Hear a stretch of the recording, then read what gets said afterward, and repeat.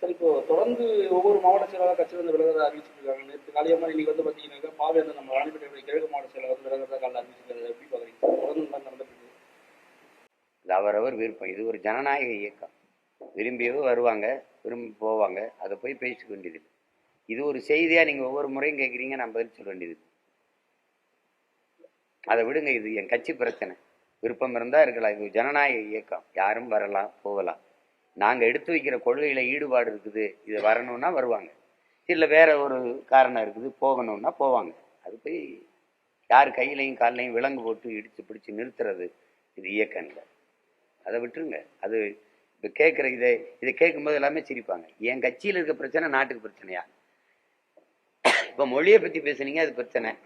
இப்போ வரி நமக்கு தரல, நமக்கு உரிய வரியை எடுத்துக்கிட்டு நமக்கு நிதியை தரல.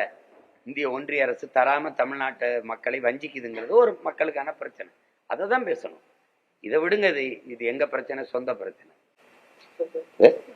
வெளியேறவங்க குறிப்பிட்ட காரணங்களை சொல்றாங்க. இப்போ நேற்று காளியம்மாள், இன்னைக்கு ராணிப்பேட்டை கிழக்கு மாவட்ட செயலாளர் கூட கட்டமைப்பு சரியில்லை, கருத்துக்களை கேட்கறது இல்ல, அந்த மாதிரி ஒரு கருத்தை முன் வச்சு. சரி, அவர் கருத்து என்னன்னு கேட்டு எங்கிட்ட சொல்லுங்க. நான் கேட்கறதா இல்லையான்னு மறுபடியும் உங்களுக்கு சொல்றேன்.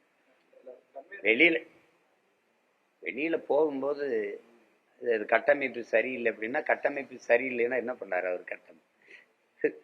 கட்டமைக்காம என்ன பண்ணாரு? போகும்போது ஏதாவது சொல்லிட்டு தானே. எந்த இலை தம்பி உதிரும் போது சலசலன்னு சத்தம் இல்லாம உதிருது? இல்ல, அருமையான கட்சிங்க, நல்ல கட்சி, சீமான் மாதிரி ஒரு தலைவர் கிடையாது அப்படின்னு சொன்னா அடுத்த வார்த்தை என்ன கேட்பீங்க? அப்ப எதுக்கு வெளியில வரான்னு கேட்பீங்க. சரியில்லைங்க. ஏடா இவ்வளவு காலம் சரியா இருந்தது, இப்ப சரியில்லை அப்படின்னா தெரியுமா உங்களுக்கு? கப்பல்ல பொண்ணு வருது, எனக்கு ஒண்ணு எங்க அப்பாவுக்கு ஒண்ணுங்கிறான். இந்த காசுக்குன்னு வேணாம் எங்க அப்பாவுக்கு வயசாயிருச்சு, நான் சின்ன பையங்கிறான். இது மாதிரி அது இருக்கிற வரை இருக்கிறது. ஏட்டல் என்ன சீச்சி இந்த பழம் புளிக்குங்கிறது. அது ஒரு கோட்பாடா? இது வெளியில போறவங்க எதையாவது சொல்லிட்டு தான் போவாங்க. அதை பொருட்படுத்த முடியாது.